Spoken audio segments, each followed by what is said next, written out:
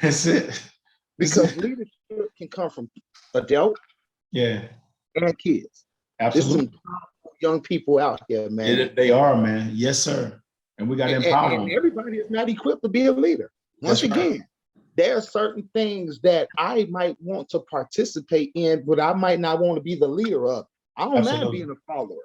That's If you it. say, Train, this is what we got going on, man. I need for you to do. But you know what? I don't feel comfortable in that role. But you better Right. believe whoever you put in that role, I ain't got no problem rolling with them. Right. You know, one of my buddies, and you met him, D-Lo, back in Chicago, Dante. Yeah. He's a carpenter. Okay. And just to see what he can do with wood, nails, iron, all that stuff is amazing. Incredible. It's incredible, isn't it? He was like, hey man, I need you to help me do such. And I said, man, I ain't good at doing nothing like that. He said, no, all I need for you to do is when I say lift, you lift. If I say tilt, you tilt. He said, if I say hammer right there, you hammer. He said, as long as you can do that, we're gonna get the job done. Wow. And I was here just amazed at just thinking on something so simple as that. We always think that if I'm not the top dog or if I'm not the leader, oh, I'm not effective. No, everybody can play a role. Everybody. So me, hey, if I say 12 inches, don't do 13. Don't do 10. 12 is 12. If I say lift up that toilet and do this and do that, he broke it down so simple to me. I said, oh yeah, I could do this work. If that's all you need me to do is listen and follow directions. Once again, he was the lead, I was the follower. Now, if I didn't want to what he was saying, then guess what? I need to get the hell out the way. Wow. Same thing with what's going on now. We got people who come up with, once again, excuses that lead to nowhere, but everybody something. Everybody do something. So you got the Boys and Girls Club, you got the YMCA, you got the after school programs, you got the schools where you can actually go and just say, hey, you know, my name is such and such. I just want to come help. Can I read kids during lunchtime? I mean, it's so many different things. Can I be a hall monitor? When these kids see us in numbers and they see, like, man, that's powerful, man. Yeah, it is awesome. I'm telling you, man, just to know that somebody care. I tell you, man, I was home yesterday, and we were getting people registered for the symposium that we're about to have. And man, that was just an overlying theme. You know, they wanted to know why are you doing this event? What's it about? When I began to break down about just restoring hope, giving hope, just wanting you to know that, you know, things may be tough, it may be rough, but somebody care about you. Somebody's concerned about you. Somebody's praying for you. And when people understood it from that perspective, man, they were on the phone call saying, I need you to get down here. You need to register this. You know, we've been praying for something like this to come. Now it's here. You can't miss it. Like just having understanding and to see. Now, this is what's powerful. This was the thing that was so powerful to me yesterday. The symposium hadn't happened yet, but off of the word of me sharing the possibilities of what can happen, there was an excitement and the lifting up of the head, like, oh man, like a refreshing, it's kind of like, you know, people that hadn't had nothing, but to get that stimulus check was like, man, thank God for the stimulus check, man. You know, it's been rough, right? Now, did the stimulus check solve all the problems? No, it didn't. But hey, for some people, it put some food on the table. It paid a couple of bills. It did something in that moment. So it restored hope. Even if it was a temporary hope, it brought hope. And so in our families, in our communities, man, we have to be conduits of hope. We have to be, hey, I'm gonna say we have to be hope dealers. That's right. I like that. We have to be hope dealers, Train, man. I like that. I like that. Yeah. So I wanna end our conversation with I know it's a touchy subject, but I think you are the perfect person to talk about it. And I think you will talk about it in so much balance and so much wisdom. I'm dealing with this with some families now, and I know families who have dealt with it, and it's been years, but they still struggle with it. And I don't know exactly how many years now, but obviously you'll be able to talk in depth. I want you to talk about being a leader, being a husband, father, teacher. Now you're in law enforcement. I need you to encourage the viewers. I want you to talk about the season when you lost your son. Ooh. And how I know let me rephrase that. I don't know in depth. I can only imagine what that's like. But I knew the one thing when I found out, I talked with you, as painful as it was, man, your perspective of it and your hope and your outlook of it, I thought if more families could have that going through a situation like that, it doesn't take away the pain, but it can give you the navigation to get to the place away from the pain eventually, because there is a grieving process that needs to happen, right? So I'm telling you, Train, that there are viewers that are watching this. What you're about to say, I'm telling you, it's going to literally give them life because they're dealing with it right now. So, kind of give them the backdrop about your son and, how you had to, and how you still today, you still deal with it. Right. Well, my son, man, Bernard, Big Nard. Yeah. 24 when he passed away. Passed away in a car accident. Dozed off to sleep and hit a pole, went through a gate, hit a pole, all that type of stuff. Right. Actually, the night/morning that I got the call, I was out with Harvey. And me, Harvey, his wife, my wife, we had, hung out for a little while. And obviously, when you with Harvey, you're gonna have a great time. You know what I'm saying? You know it. Shout out to Harvey. Harvey LeCount. Harvey LeCount. Yes, sir. Tallahassee finally. Yes, sir. We left. Hi, bro. We touched down and that ride home. And I always tell my wife that ride home from the club was weird because she was like, "You all right?" I'm like, "Yeah, I'm good."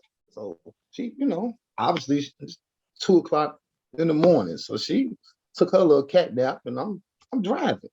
And while I'm driving, God was talking to me then. Yeah. And I didn't know what the heck was going on, but something was in the atmosphere. And I'm just driving. It took us probably about 25 minutes to get home. And literally that whole ride, man, was weird.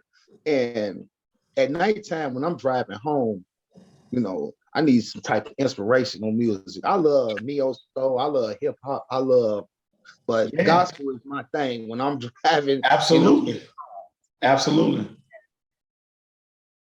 It was just weird, man, because I was listening to the music and this song from a group called the Soul Seeker called It's All God. Yes, sir.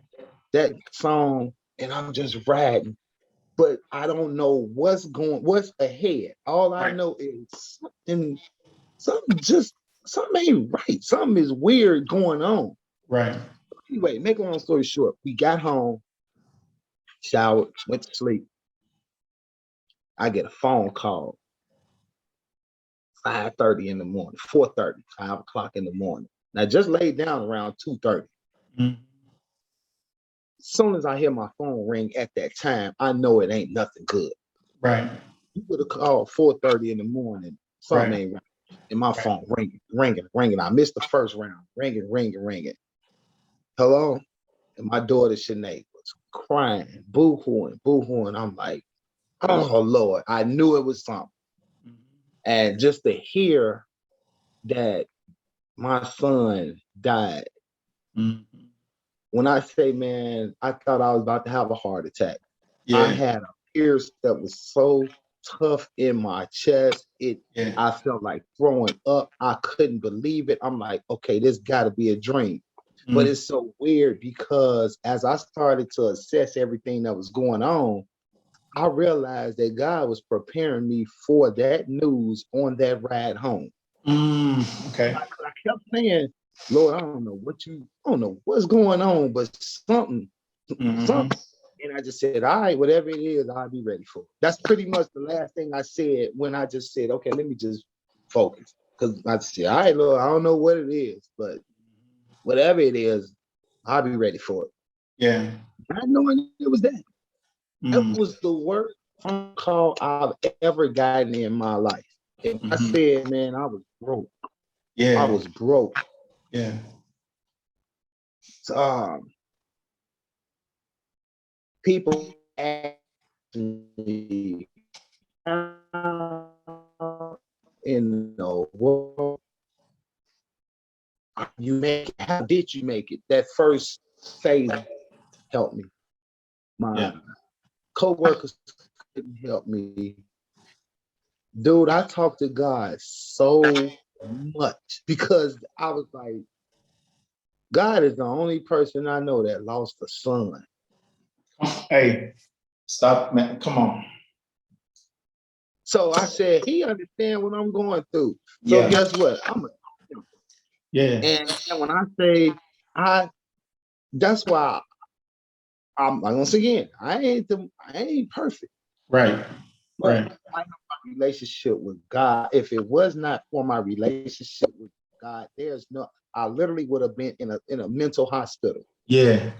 I was Yeah. messed up, man. But I Yeah. had to be strong for my kids. I had to be strong for my son's daughter. I had to be strong for my siblings. I had to be strong for everybody simply because it broke everybody down.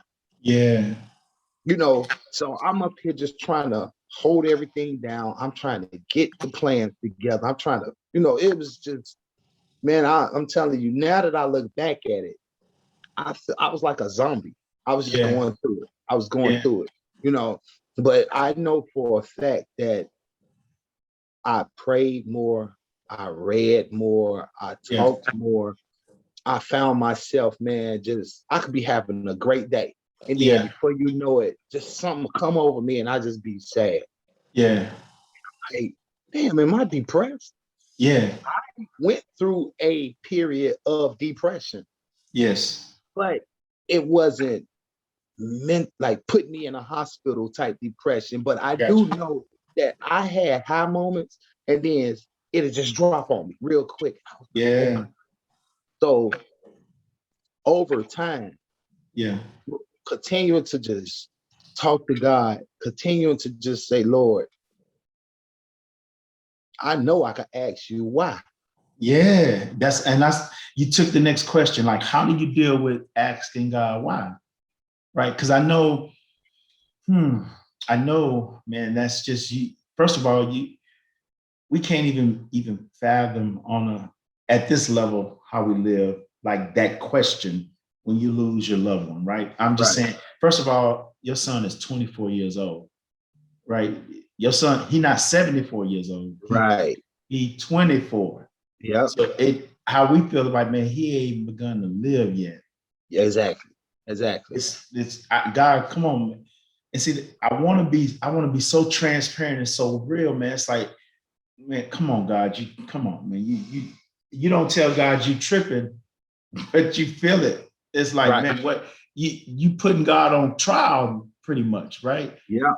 And so go ahead, man. I want to inject it because you said it. I was going to ask you that next, but you've already said it. You're dealing with the I'm why looking on of it. my phone right now for Okay. something that I wrote. Okay. Then, a Okay. second. Yeah, man. Because it's you have to find the place where you have to deal with it, right? And you definitely need to grieve. I don't have a timetable for you on that. You have to Yeah. definitely Yeah. grieve. Yeah. You have to deal with it. And this other thing, you have to acknowledge it. I know that a lot of people don't want to hear that or say that. Like Yeah. I'm not. No, no, no. You have to listen. He is your son, your daughter, whoever the loved one is. They are no longer here, and now you can go through that whatever transition in your mind, but we have to deal. You have to deal with that portion of it. Go ahead. All right, Go I ahead, found Shane. it. Here's some things, man, that I had to come to the realization with. Okay. And these are just different things that I wrote down while I found myself going through that rough period. Okay. One, I took the boldness and asked God why. Mm-hmm.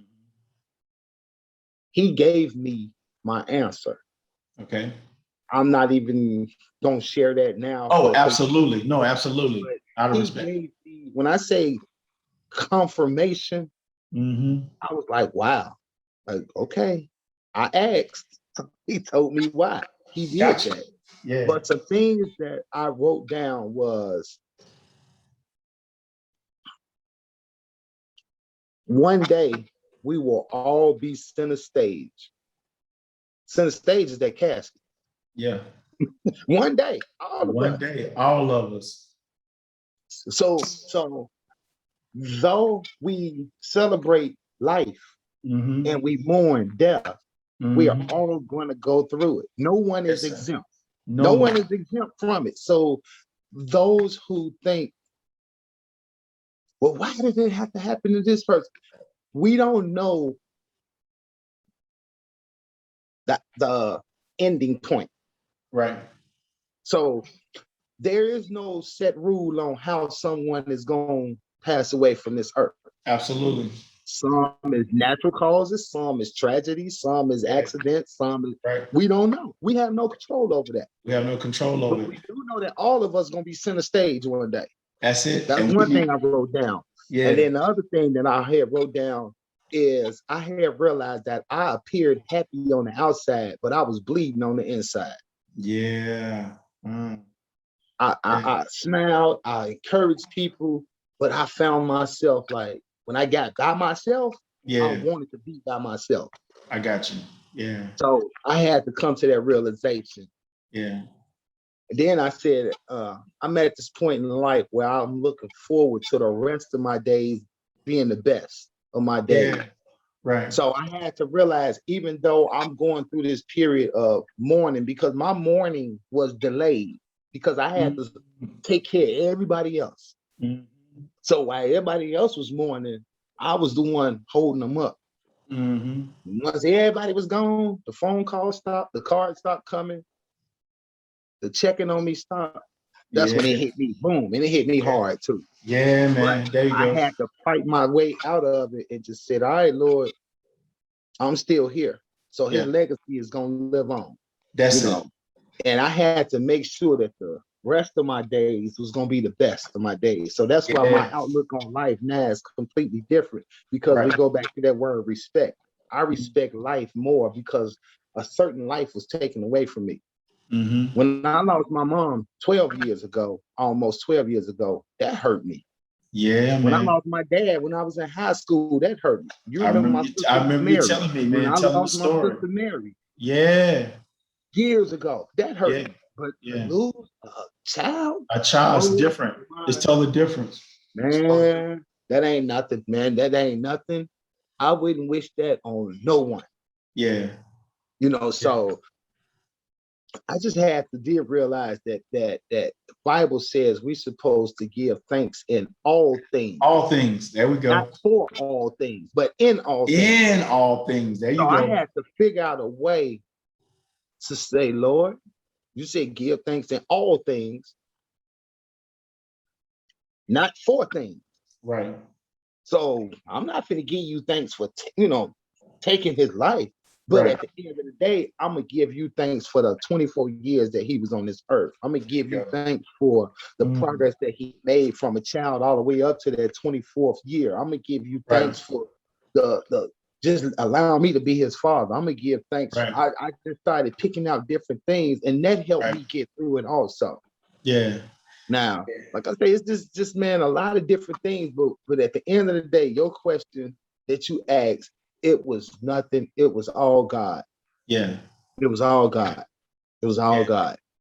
No, you answered it. And the reason why I wanted you to give the details of it, I think sometimes people need to know what it looks like, right? Man, it's Um, ugly.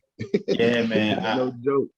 I've been working with this brother, man, who lost his son, man, and it just seemed like nothing, man, was gonna pull him out of it. And obviously, he's new in the faith. We've been in the faith for a minute, and so I can see the challenges he has because he doesn't have that longevity or the experiences that maybe someone like you or I may have in their faith, right? Right. So I remember I was talking to him, and man, I just felt like God wanted me to encourage him with these words. I said, I'll tell you what. Uh, I said, I think one of the ways you could honor your son and have a legacy for him is, why not find someone that has a son your age and sow into that son? When I said that to him, have you ever watered a dead plant and when you watered it, it came back to life? I literally, before my eyes, saw that man rise up. Wow. Like, it was like, that's what I'm gonna do.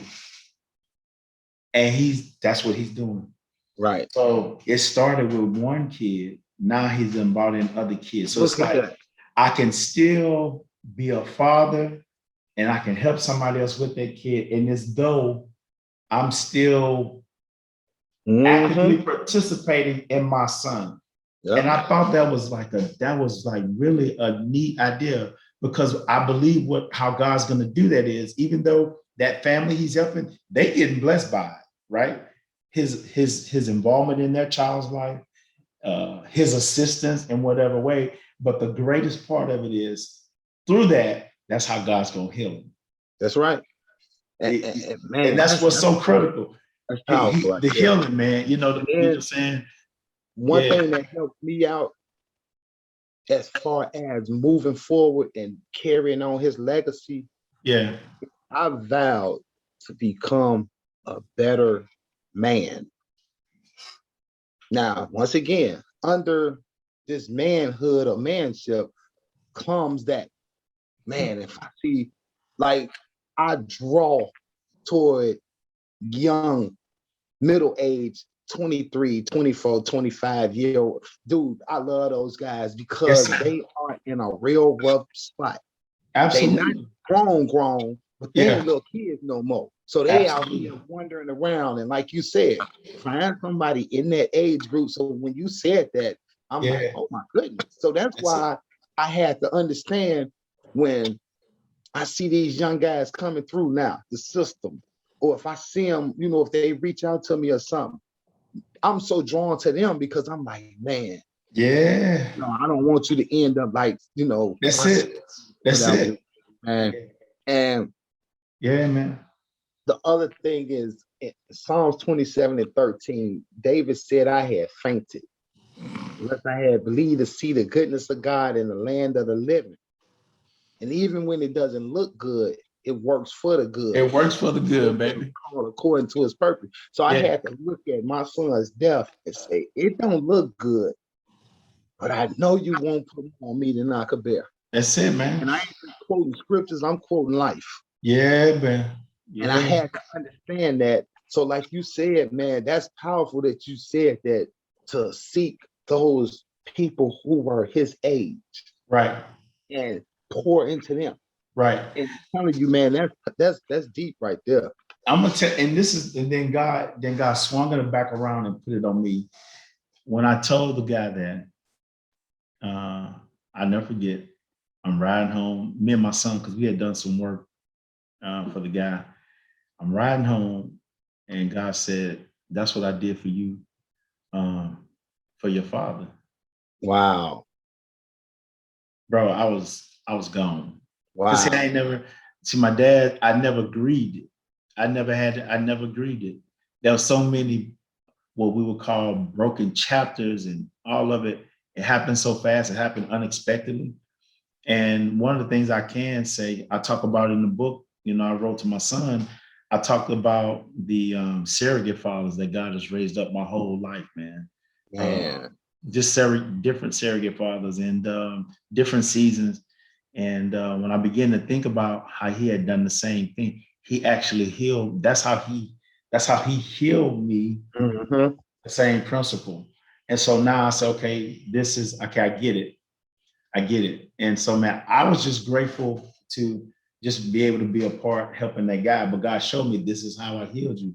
And so I'm saying, man, exposure, and then being vulnerable enough to open it up and say, I have dents in my armor, man. Ooh. I said, you like, oh man, you got a dent. I got a dent just like that one. Mm-hmm. But I can tell that it's been polished and buffered out. How did you polish it and buffer it out? I know, I'm telling you, as a man, that's one of the hardest things to do is to just, man, be open and honest with another brother. Like, I'm struggling. Man, man, look, I'm about ready to leave my wife. I'm about ready to check out. If brothers could get to a place and find that, and man, find God, I'm telling you, man, you need that in life, man. Because I remember when I talked to you about your son, I was like, man, I was just concerned about you. I mean, you look good, you talking good, but my thing was like, Lord, it's almost like, when they turn the lights off in the gym, man. Yeah. I don't know if you've ever, and I know cats, basketball rats understand. I don't know if you've ever shot jumpers in the dark in the gym. Yeah. That ball bouncing on that floor, when they go through the nets, it's different. Mm-hmm. It's I don't even know how to explain it, but if you play ball, you know what I mean. Yeah. And I think sometimes men, that's almost kind of like we shooting in the dark, man. We're trying to get a grip on this life, and we're doing it in the dark. But you and I know the best practice is when we all together and we running them drills. Yeah. And I got to go against you to get better. You get what I'm saying? So I don't know, man. Hey, man, look, man, I better go ahead, man. Real quick. Yeah. I can remember when I was dealing with my son's death, and I could say pretty much up from the 1 month to 6 months after his death. Yeah. Once I accepted it, once I understood what was going on, once, I knew things was clear. People would ask me, man, I don't see how you could just be so cheerful and so positive and so this and so that. Mm-hmm. At the end of the day, I had to come to grips with, we talk about church. Right. Talk about it. Church is not that building. We are the church. Absolutely. And I had a responsibility as a believer in Christ to still encourage others even while I was going through. Absolutely. So while I was being positive and I was smiling and laughing and just having a good time and showing people, it wasn't that I was faking it till I make it. It was my obligation as a Christian to say, hey, even though we going through this, I still have to, I know that it's the bigger picture. I know it's a bigger picture. So I had an obligation. So I just had to let people know that also is that we still have a responsibility, even when we going through. Yeah, man. Yeah, for sure. So, man, I appreciate all of you all who definitely reached out and was concerned. Man. I didn't have no questions asking. Man, what's up? Right. But I just remember that. Of course, I mean, I think people like you and I, we and this is, I mean, it ain't no brag, it's just facts. We the type of people, man, we see the glass half full. I don't care how other situation, we're gonna win. I'm coming out of this. We just we just have that up about us, right? And we just trying to move it positive. But when things like that happen, man, don't nothing shake you like that. That's a different type of circumstances. So I thought it'd be good, when we talk. I was like, man, I know Train can really help some people address, and I know he's gonna be honest. Like you said, man, I ain't looking for no church answer, man. Right. Jesus said, I came to give you life Right. and give you life more abundantly, not church. I'm not talking about church, I'm talking about life. God is concerned about our lives, man. And so having abundant life, that's the gospel. That's the word of God. That's the part of the promise, right? And so for us to have it the way he wants us, we just have to have these true, open, honest conversations, man. This train, man, this has been incredible. I'm telling you, I can't wait for us to get on with the panel. Oh man, we're gonna do some things, man. This has been fire. It's gonna be powerful, man. This has been powerful. And what I'm gonna do, what I need to do is when I get the text DMs, I need to shoot some of them over to you so you can hear the comments and just hear how people say, hey man, that helped me. It happens on all the podcasts, man. So I just appreciate you, man. Just being open and honest today. I think the strength of this podcast, the way I've been doing it, I hope it continues this way. At least in this inaugural stage, I've been blessed to be able to have people on who are near and dear to my heart, man. Right. And all of us have our different walks. And I hope what people can take away from these podcasts is that don't necessarily try to have such a cookie cutter mentality and be poured into other people. But God said, you follow those through who faith and patience inherit the promises. In other words, if you can find the principles that they've been successful with in life, don't try to be them, imitate the principle of how they are getting the victory, man. And so I hope all of the different guests that come on and, man, I'm just saying, we need each other to have this. And I'm talking about community convo. I'm big on the community, man. Listen to me. I'm a product of a community. That's why I'm on the podcast. And so I'm gonna pay it forward. And I can't wait, man, for just all of the great things that we're gonna do, man. And we still playing.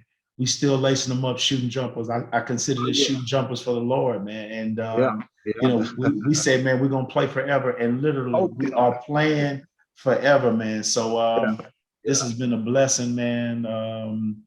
Give us some closing words, man. We talked about this community family, man. Just you that guy, man. Give us some closing words. Off, man, I appreciate you. Oh, for sure. Invite me to this, because this is serious business, man. I thank God and I thank you for being obedient with this assignment, because I know it's not easy. It's a lot that go into the finished product. So man, I just appreciate you being obedient and putting this platform out here for us. My encouragement to anyone that's listening to this or watching this, man, it is that song, I need you, you need me, we need each other to survive. I need you to survive. Yeah, that's the truth. It's the truth, man. It's the truth. We have to lean on each other. Right. With me and my guys, and you've gotten this text also, when we be texting each other, and I say, iron sharpens iron.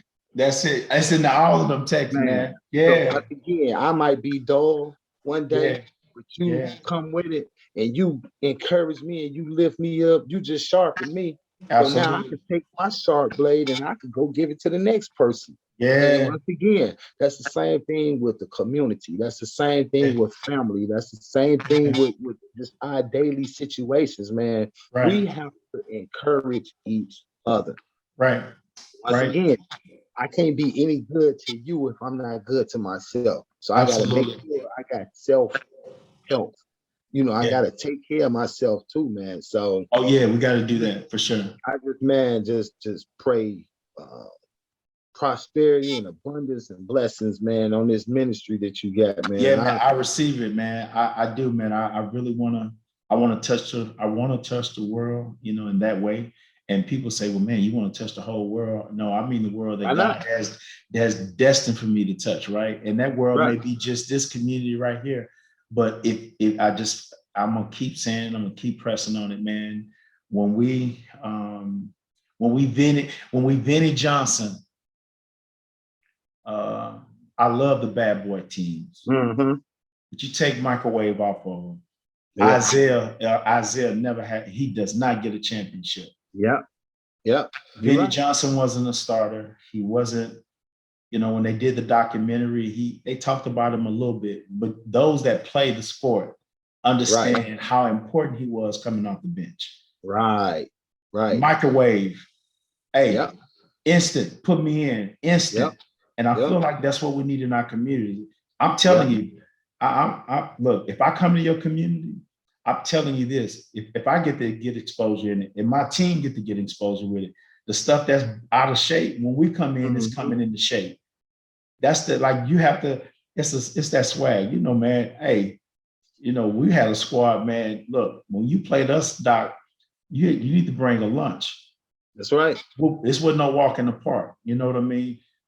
So I think our communities it needs to be the same way. So when I see things that's not right, I know the first place I'm gonna hit them with is I'm gonna hit them in my prayer closet. That's where I'm gonna hit them at. That's where I'm gonna start. And then I'm looking for a strategy. God, you're gonna give me a strategy. You're gonna give me favor. You know what I mean? And I just know no matter who you are, what you do, your community may just be your house for right now. Man, make your house the best.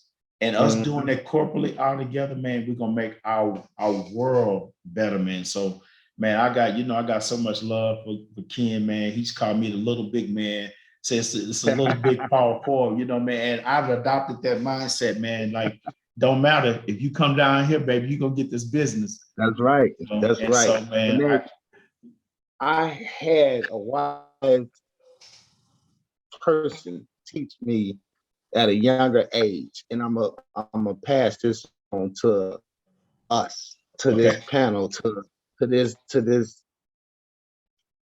as far as community, as far as family, as far as education, as far as the struggles, all that we've been through. We have to remember this. We are a reckoning power of people, bound by no means of beyond measures. That's what we have to believe. We are a reckoning power of people, bound by no means beyond measures. No matter what we come up against, we have to know that we are a chosen one to do whatever assignment that's out there. Yeah. So that's just my thought, man. Hey, man, that's a powerful thought, man. I almost reached for my Bible, but I'm not. We're not gonna go there. You're gonna have me give you a minute, Sarah. But hey, man, New Balance Podcast, man. Show my boy some love. We appreciate you being on here, Train. And trust me, remember these faces, because he definitely gonna be back. We're gonna do, the podcast, man, where we want to talk to the community about some things. And he has some panel that we're gonna have on, man, and we're gonna chop it up. And I think it's gonna really help our community and our families, and I'm excited about it. Well, man, it's been great, man. I don't even want to end it, man. You know how we do. We go on and on, man. But as we always say here at New Balance Podcast, man, it's strip for today, sustenance for tomorrow. And no matter who you are in life, all of us, always, man, always, no matter who you are, no matter what walk of life, all of us find ourselves in need for a new balance. It's your boy, H2O, your potential conditioner. We'll see you when we see you. I love you. Peace. Peace, brother.